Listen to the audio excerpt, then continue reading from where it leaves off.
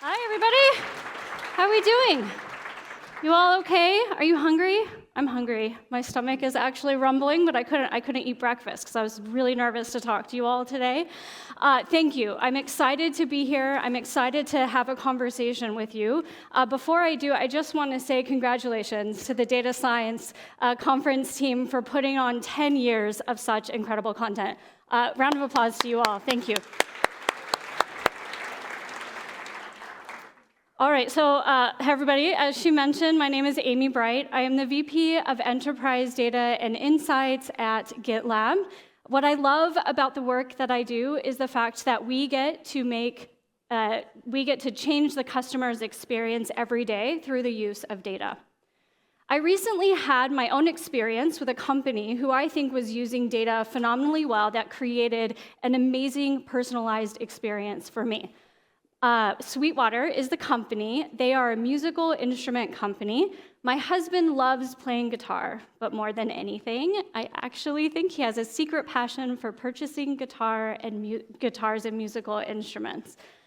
Recently, one of the gifts that I had purchased unfortunately stopped working, and he was able to quickly call Sweetwater and get that resolved.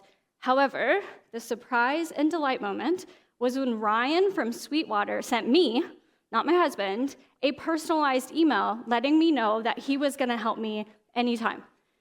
The most amazing thing about that to me was he had data that connected my email address with my husband's email address. That's pretty impressive, right? Like any of you who know about contact mastery and people mastery data, it's a challenge.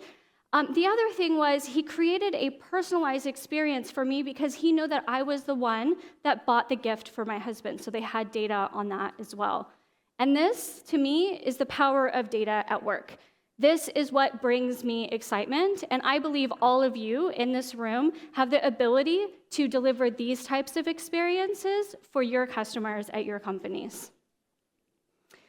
Unfortunately, the reality is not all organizations are effectively using their data assets or their incredibly talented data teams, the people in this room.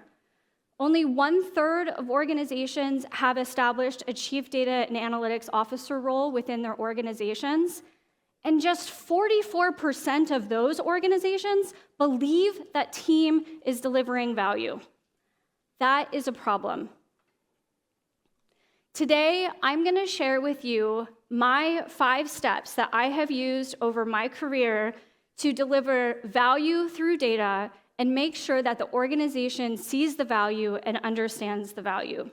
These 5 steps include engaging cross-functional teams, establishing clear outcomes, measuring performance, communicating consistently, iterating, and improving. And in fact, iteration and improvement has come up many, many times throughout this conference, which has been amazing to see.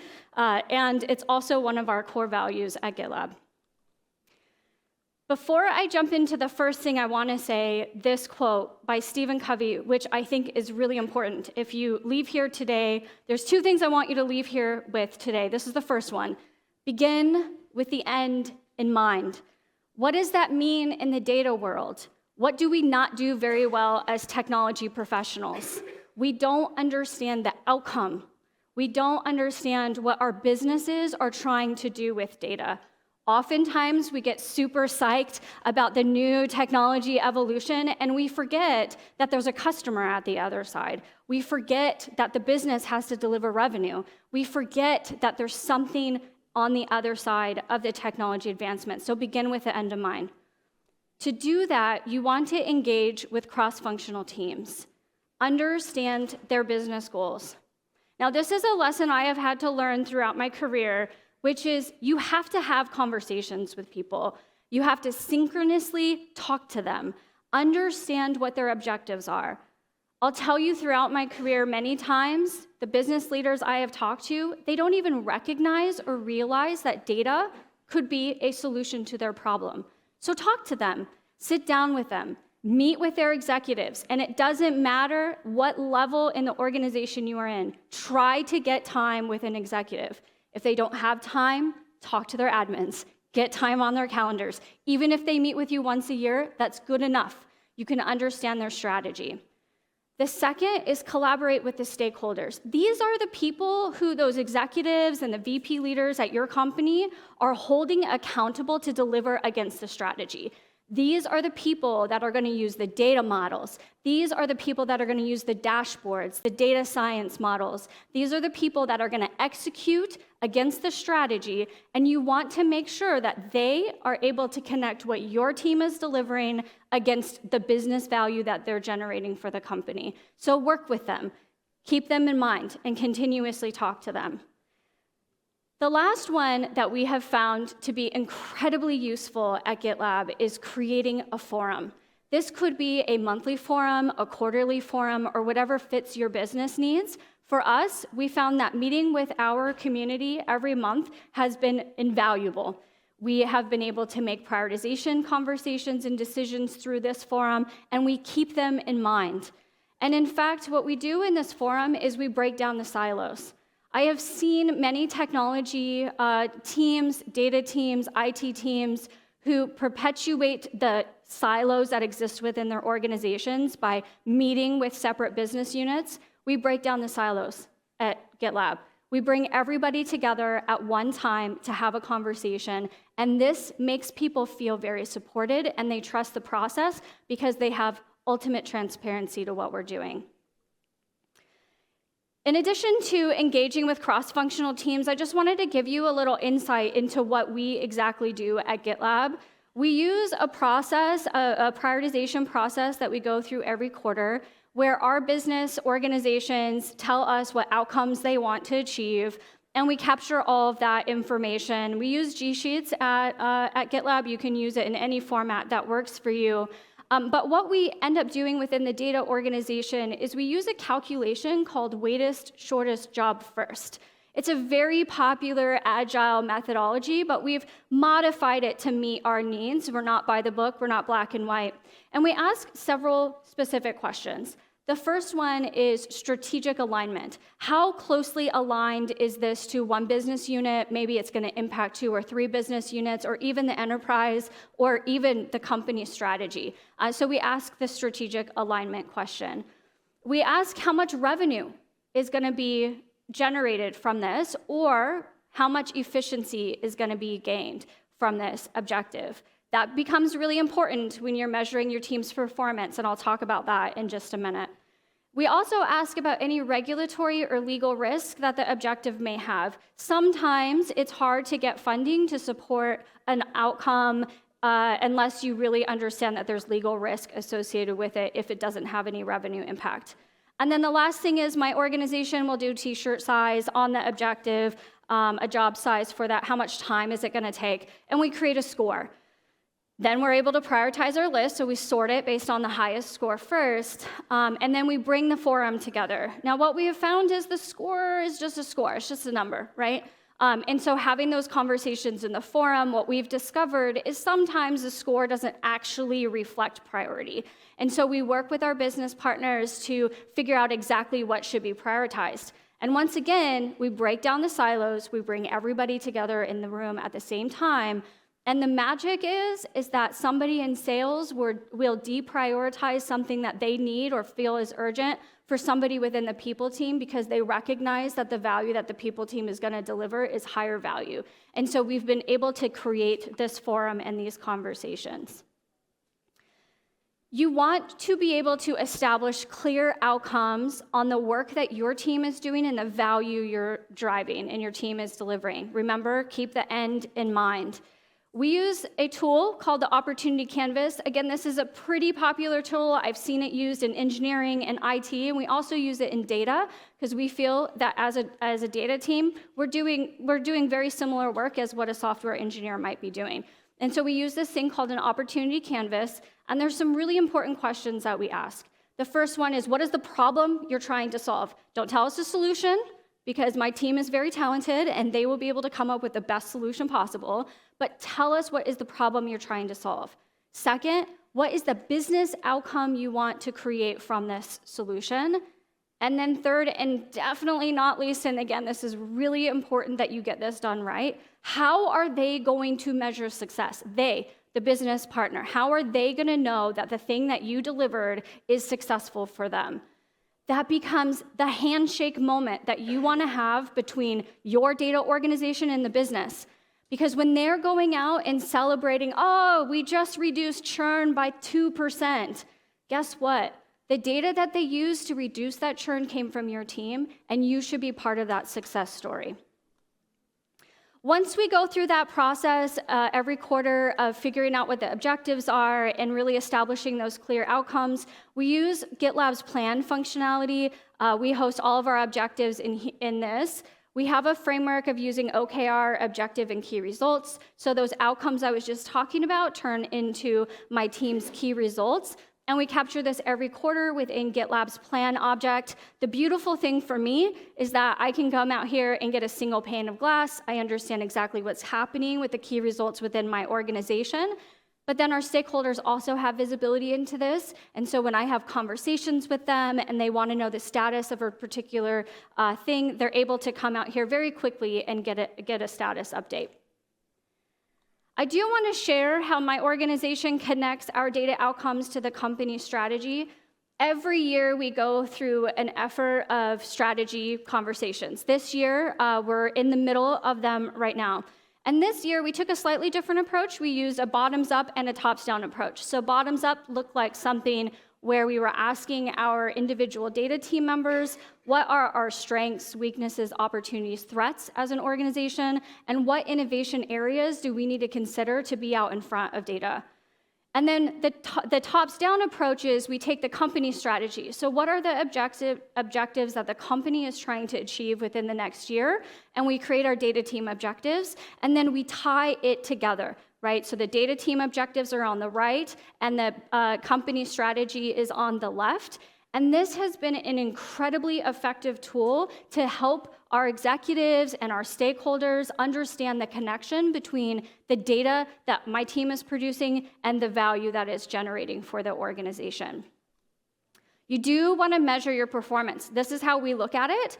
We're always evolving it. We're always changing it. There's new things we want to think about every time. But in 4 broad categories, these won't change. The first one is data platform stability. We recognize that our business partners, they don't necessarily care about that, but they will when something breaks. And so it's really important for us that we have measures around how stable is our platform. We also just stood up over the last 6 months a data governance and quality program, so this is still an evolution. That's why you can see that future marker there. But it's really about understanding exactly how effective our data quality and governance program is, and we're going to continue to iterate on that one. The third bucket is data adoption. So just like any software, service, SaaS organization, you're tracking monthly active users. We do the same as a data team because the things that we are producing are useful, right? If they're useful, people are using it. So we measure the monthly active users on things like dashboards, on Snowflake, and our data science models. The other thing that I want to call attention to is a data maturity assessment that we do as an organization. This is once a year, and many of you may tell me it's a lagging indicator. I agree, it is. It doesn't give us real-time information about our data program's maturity, but having an annual assessment enables us to benchmark our performance and really understand what we need to do in the next year. If anybody has an interest in the questions we ask and how we go about analyzing that data, just ping me on LinkedIn. I'm happy to share. We are a very transparent company, and so I can share with you exactly the questions we end up asking. The fourth and the final thing, which is arguably, as a data leader and any data professional, the hardest thing to do, which is the revenue and efficiency impact that your team is generating. How hard is it as an enabler team to truly understand the impact that your organization is having? That's why I go back to that opportunity canvas. Remember, you're asking how they are going to measure success. That's that handshake moment. And so understanding exactly how they are going to measure success will help you in this fourth category to determine revenue and efficiency impact. All right, the fourth thing that I want to share with you all today is you need to communicate the data value. I don't know about you, but sometimes I'm like, I just said that. Do I need to say it again? And the answer is yes. This is not a once and done thing. This is a continuous thing that you have to do. You have to communicate the value that your team is generating, and make sure that your stakeholders have information about that.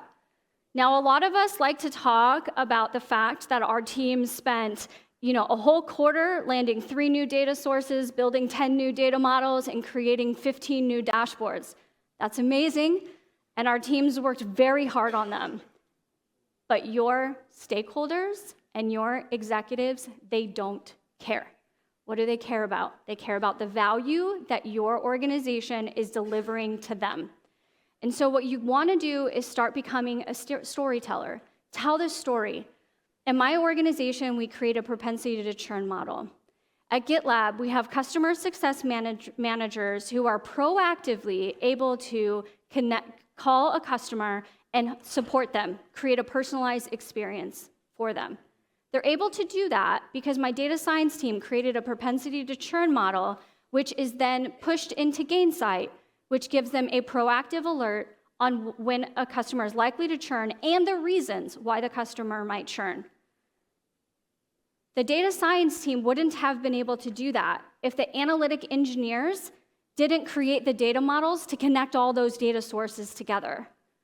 And finally, the analytic engineers wouldn't have been able to do that if my amazing data platform team, which are sitting over here, didn't have a scalable data pipeline that was running continuously and those data sources were landed.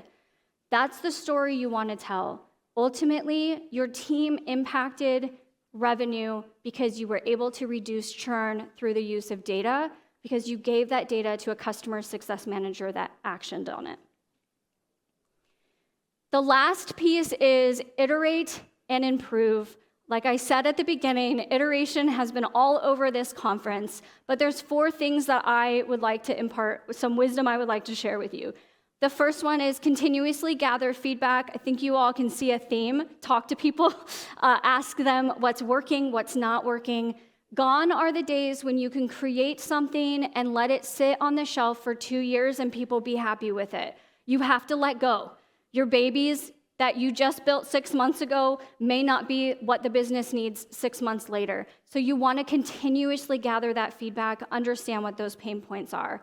The second is analyze the performance data, understand what people are doing with the information you're creating, and analyze your own team's performance. The third, adapt to organizational changes. These happen. We try to do our best to understand exactly what's going to happen in the quarter, but we don't have a crystal ball, and things happen. Things come up, and you have to be able to adapt quickly. And you all know this, probably better than me. Data is changing all the time, which means that not only are we adapting to our organizational changes, we're also adapting to external factors that are happening. The last one is experiment, iterate, and I think we've all heard, let your teams fail, but I actually truly mean it. Let them experiment. I had several times over the last year, I had 2 pretty big projects where my team was experimenting, and we learned a lot, and we didn't deploy. We didn't ship. And that's okay, because their conversation shifted. The way that they were thinking about the problem shifted. So let your teams experiment and understand you might have team members who are experimenting and they're wasting, quote unquote, wasting capacity. It's not a waste of resource to let them experiment, iterate, and potentially even fail. All right, I know you all are hungry, and I think you thought this was the last thing. What is that? I have a final thought. As a data leader, I can't get off this stage without at least saying AI one and only one time. I very strategically left it out of my entire conversation here. But AI is here. We know it. We see it. We've seen it all over this conference this week. And what I want to share with you is don't fall into the trap. Don't make the same mistake of having an amazing technology solution looking for a problem. You're not going to get anywhere with it. You might actually end up spending a lot of time trying to put a solution on something that could have used something very simple. Maybe it's just an equation or a VLOOKUP in Excel. I don't know. But be careful, so don't make the same trap. Now, there are 2 specific outcomes at GitLab that we're thinking about here in terms of using AI. The first one is around faster time to insight. We have been hearing a lot from our stakeholder community that they want to be able to get answers to their data questions much faster. They don't want to have to wait for a dashboard to be built for them. And so we are looking at talk to your data solutions and trying to figure out how will that work. Our biggest challenge right now is on single source of truth and making sure that we have high quality information that would feed into those talk to your data capabilities. The second one is, as our organization continues to expand, we cannot scale as a data organization fast enough. So our data engineers and our analytic engineers, they are in demand. And we have way more in our pipeline than we can ever solve for. So what we've started to do is take a bit of a federated approach to some of the more simple analytic engineering workflows. And what we're thinking about there is potentially an AI agent might be able to solve some of that pain. These are things simple, right? Like a column add to an existing factor dimension table that we can potentially use an AI agent for.